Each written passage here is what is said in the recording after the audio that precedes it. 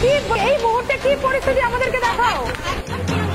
তুমি বললে আমি এই মুহূর্তে চণ্ডীতলা বড়িচাটিতে রয়েছি এবং আমি রয়েছি হচ্ছে এক্স্যাক্টলি দিল্লি মাঠের পাশে। আমি এখানে মাঠটাকে ফার্স্টে দেখাতে চাইবো। এই মাঠে জেনারেলি সব সময় হচ্ছে ছেলেমেয়েরা খেলে। এখানে বৃষ্টি শুরু হয়ে গেছে, যেরকম তুমি দেখতে পাচ্ছ প্রচন্ড জোরে বৃষ্টি পড়ছে। আমি ছাদের মাঠ থেকে মাঝখানে চলে এলাম, ভীষণ জোরে হাওয়া দিচ্ছে। ওই যে নারকল গাছে দেখতে পাচ্ছ, ওই নারকল গাছে প্রচন্ড নারকল হয়ে রয়েছে এবং নারকলগুলো এদিক থেকে ওদিক হচ্ছে। যে কোনো সময় কারো নারকলগুলো মানে হাওয়াতে উঠে গিয়ে যে কোনো মাথা পড়তে পারে, মাথা কেটে যেতে পারে। এখানে যে পাম্পটা আছে, আমি ক্যামেরা পার্সনকে বলবো পাম্পটা দেখাতে। এই যে পাম্পটা, এই পাম্পের ঢাকনাটা উড়ে চলে গেছে কিছুক্ষণ আগে।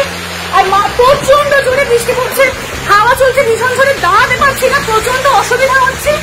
এখানে অনেকে আছে যে সমস্ত মানে প্রকৃতি প্রেমীরা, তারা হচ্ছে এই ঝড়ের মধ্যে আম ফেরতে এসে, ওই যে তোমাদেরকে আমি দেখাতে পারছি মা ছেলে দুজনে আম ফেরতে বেরিয়েছে। আমি দাঁড়াতে পারছি না, আমার গায়ে বৃষ্টির ঝাপটা আসছে, অসুবিধা হচ্ছে। মানুষজন পুরো চলে গেছে অন্য জায়গায়।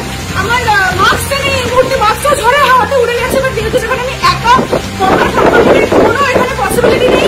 আরো আমি আসছি কিছুক্ষণ পরে, আরো ফুটেজ নিয়ে দেখাবো এখানে মাঠের পরিস্থিতিটা কিছুক্ষণের মধ্যেই।